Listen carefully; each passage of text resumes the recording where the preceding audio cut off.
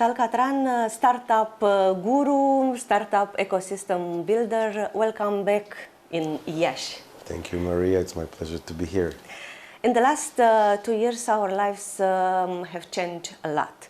The pandemic, now the war in Ukraine, have forced us to face challenges, no matter how difficult. What it means for you? Well, first of all, again, thank you for having me here. I'm really excited to be, first of all, in your new station, but to see that, well, around us, the world is changing. COVID had tremendous effect over the last 2 years on our lives. I think in the beginning, most of us kind of thought that COVID was here for a relative short time. It will not have a major effect on us as people, first of all. Social distancing, remote learning, working from home. Does that work? In the beginning, everyone thought it will not. Then it did. Now no one wants to stay home, but now we see many companies saying we will not go back to how it was before. Education is a big issue. But in the end, it's all about people. Humanity will prevail. We will learn to live alongside COVID, as we see now in Israel, starting to speak about 6th wave coming in. We see that people who had Omicron are now being sick again. We see the numbers increase, but definitely much less people die, much less severe cases. So vaccine does work, but still it has an effect. As a fact, we all still go with masks. Then comes the war with Ukraine. Difficult, horrible war is a bad thing. I can say as an Israeli, we live war sadly on kindly of a daily, if not then on a yearly basis. War is all around us. It doesn't do good to anyone. I cannot go into the reasons just because, well, Israel is somewhat outside, but now asked to be a kind of a negotiator because not being NATO, not being EU, not being American, not being Chinese. I don't know. But it is what it is. In the end, it's all about people. Humanity will prevail. And I'm here to say good things. I'm here to congratulate good things that are happening, and we will speak about it soon. For us, one of the major challenges was online education. A fairly new concept for Romania, but had to work. We needed technology and applications, yes, and a lot of patience. Well, I would say, quite surprisingly, remote education was a worldwide challenge.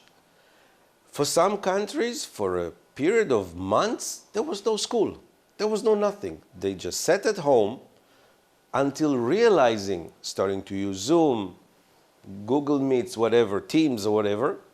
And then what we found out that if we can show a PowerPoint presentation, have a Wi-Fi and a computer, that's not remote education. That's, sorry to say, bullshit. It didn't work. How do I know? Well, in Israel, and I know that for other countries, they didn't even give grades. Could not give grades. There was no exams. There was no way to control what's going on. Kids were sitting in front of the computer, kind of in the lesson, doing an exam when the parents stand here and give the answers. No, we cannot give grades to this, okay? It's funny, but school system actually did not work. I know it as a fact. Teachers don't like it. Students, kids don't like it, and parents definitely don't like it. By the way, do you know a parent that did not become a computer technician for the kid? It's not working, it's not working. What am I, a technician? I don't know what to do right now. In a way, it did push us. All of a sudden, we are all more knowledgeable about computers, about software. We had to learn. There is no doubt that the digital has jumped light years ahead, okay? Now we see many ministries in governments called digital transformation. This is something that has to happen. So I don't think Romania was that different, but as we say, in every catastrophe, there is always opportunity. And this opportunity right now, again, is worldwide to get filled in, as you mentioned correctly, but what we call EdTech, education technologies. A whole technological cluster to add in technologies, but also content.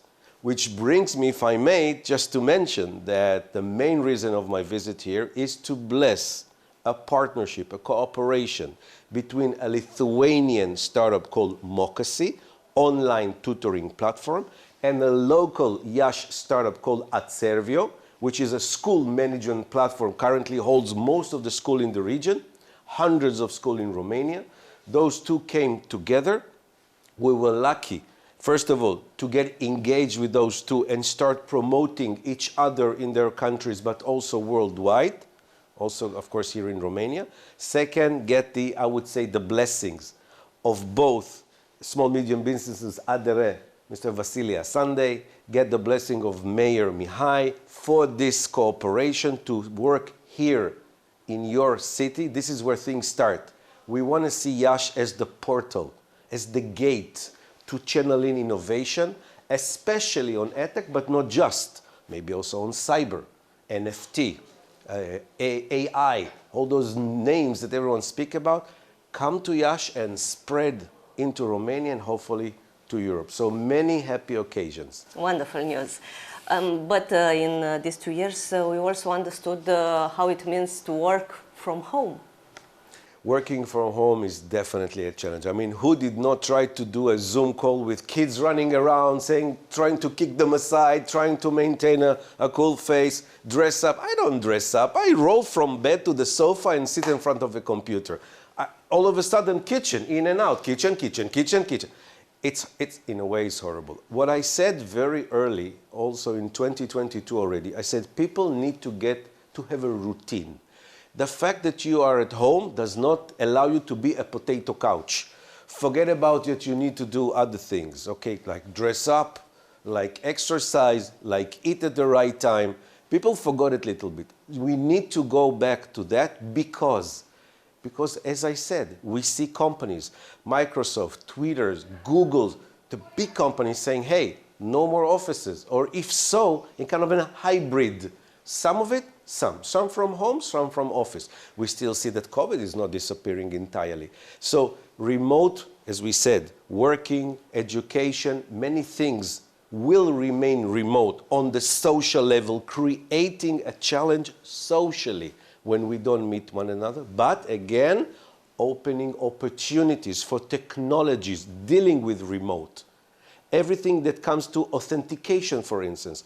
Okay, I'm remote, you don't see me. Who do you know? How do you know it's me? You need to authenticate me, for one. Second of all, we all of a sudden all shop from distance, from remote.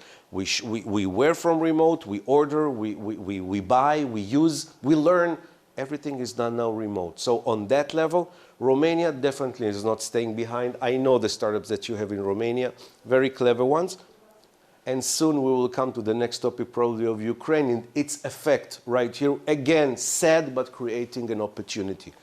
All put together, people are very resilient. They know to come up with solutions and then to adopt. Thank that we are still adopting. Who does not adapt is a dinosaur left behind. Because in the pandemic, many businesses, startups have closed. Yes. But some reinventing themselves. Exactly. This is a major issue. So many startups had to close. Why? Did not succeed raising funds. Why? Investors are more reluctant. We don't know. Too much uncertainty. To invest, not to invest. Maybe I should keep the money here. Something will happen. So we see. So investment. When startups don't get investment, don't have what to eat. They don't have how to pay. Then come people. People became very reluctant or kind of more reserved, more suspicious what's going on. I can't work remote. I don't want to work with you. I can come to work, but I need to rush for my kids. You don't allow. It created a lot of challenges. But as I said, people adopt on that level. It is clear and certain that going forward, things will not look like they used to. We're still human. We're a social animal. We like to interact. People told, probably we will stop handshaking. No, we don't. We will stop hugging. No, we don't. We still do. But, no, don't come next to me. We are more aware. This is fine and good. Just to wrap this up, there is definitely a change in the world. We see that, by the way, humanity, evolution, if you cannot adapt to the new situation, you perish, you disappear. As you said correctly, there are those startups or businesses that did adopt, did not say small businesses usually are technophobic. No, internet is not for me. They said, they understood if I'm not there, I'm gone. They had to do something about it. Startups, as you said very correctly, maybe were researching for one thing, then pandemic gave an option to take the same technology, just adopt it to something else. Those that did are doing amazing. Another fact, end of 2021. I'm told 2021 was the year of COVID. Well, maybe in Israel we didn't hear about it. Why am I saying it? Do you know that Israeli startups during 2021 raised over $25 billion and did exits being acquired for over $80 billion. That's kind of the more of the national budget of some countries in the world. We did in way of exits, just to show again, when you live a life of resilience, when you need to adopt all the time, when you need a kind of a sense of urgency, you adapt faster. And when you adapt faster, you succeed. So this is just to say, Startup Nation, doing well. Now, during the war in Ukraine, many businesses, even in Russia, not only in Ukraine, are closing and relocated, some in Romania. It's a situation we must take an advantage of beyond the tragedy we all experience. Yes, definitely this war is a big tragedy, and it's not even starting to affect it. What we see right now is kind of the reaction to the war, but it will take time. First of all, we are not prophets, so we don't know when it will end. Hopefully tomorrow, hopefully now it will end. It doesn't look so on the one. I don't think, again, we want to dive into the reason. This is kind of a situation no one agrees with, needs to stop. Putting that issue on the side, it's still about people. More than 3 million refugees are somewhere right now looking for home, just a ceiling above their head, a roof to be safe. The world needs to deal with it. Everyone needs to deal with it. Now, as you said. So what's now? I can tell you from the side of Israel, we have we've been working with Ukraine programmers for some years now in large quantities. Now there's no work. There's no internet, no electricity, many things are gone. So this is a big problem. Again, being resilient and adaptive, Israeli companies started to look for solution in Poland, in Hungary, in Romania, in Kosovo, wherever we can come up with more programmers. Is this opportunity? Of course. What does Romania do about it? I think should do more, and I will explain in a second. So one thing is in regards of the refugees. Some of them are programmers. Let's give them a home. I would say that programmers are a big need all over the world. Why do we have so many programmers in Ukraine doing outsourcing? Because all our countries don't have enough inside, so we go for the outside. So right now, this outside is coming in. Open your door. Let them give them a chair. Connect them to a computer. If I know something about Ukrainian people, they are vigilant. The second they find a place to sit, they look for a job. Give them the job. You want them here, they will stay here, probably for the coming year. So this is one thing. A second thing is about the opportunity that other countries are looking for programmers, and if Romania has to offer, and I know Romania has to offer, and a good quality of programmers, stand up and I'm here, I'm open for business. This was my call to both men I mentioned I've met.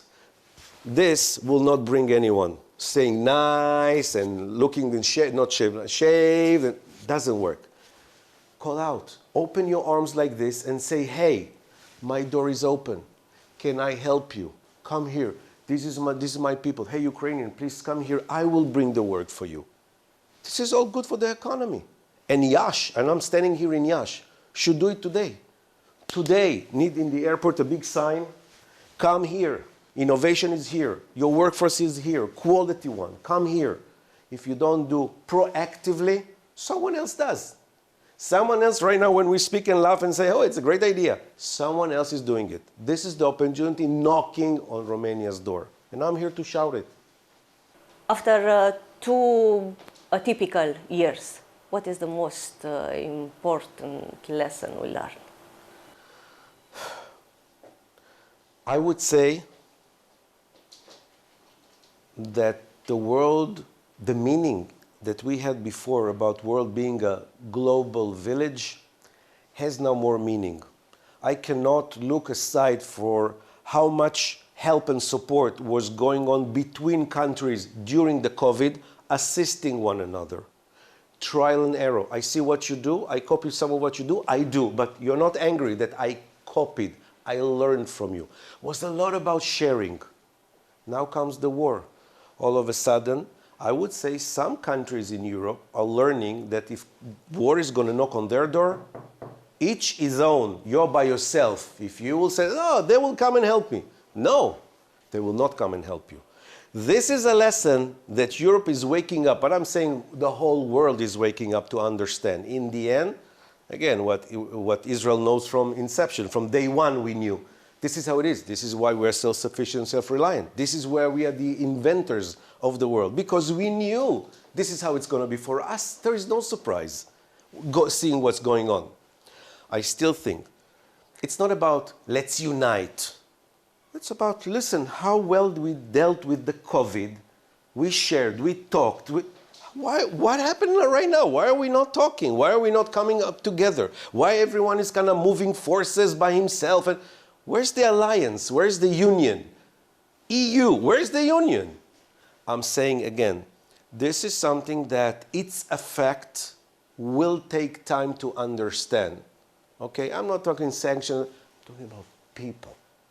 And those people did not change overnight. It's the same people, but different threat, different tomorrow. This needs to be talked about, as we did during the COVID. Where are all the webinars? Where is all this coming together? Complete silence, everyone in a state of shock. Just doing, don't let him come to me. This is not the way to act. This is why Israel has no problem to say, hey, I'm here. We are far away in the middle. What do we have to do? But we are in there. Why? Because we know. We know from our experience, okay, how things kind of unveil. Summing up, we're people. It's all about communication. We should continue sharing. We should continue discussing. It should be on a positive note, on efficiency, on doing things that will actually change, will matter, not about saying you, blaming, and wasting time on all of this. Business will continue. Life will continue. This way, the other. I think it is time for us to do our personal impact, to come together, okay, and get this COVID behind us, or at least live in some way next to it. Get this war behind us, not let's start a new one. I hear many noises from other places in the world. Oh my God, I don't want to speak about it even. Let's get, together, healthy, cooperative, sharing, and I wish everyone sănătate, and thank you again for having me here. Thank you.